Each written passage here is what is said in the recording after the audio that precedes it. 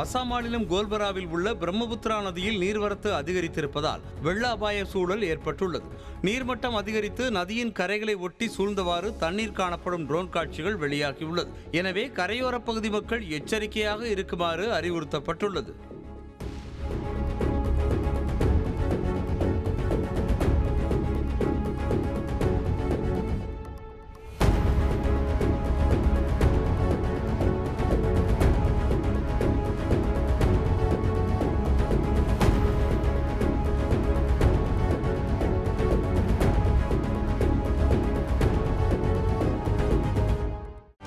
செய்திகளை உடனுக்குடனும் துல்லியமாகவும் தெரிந்து கொள்ள சப்ஸ்கிரைப் பண்ணுங்க.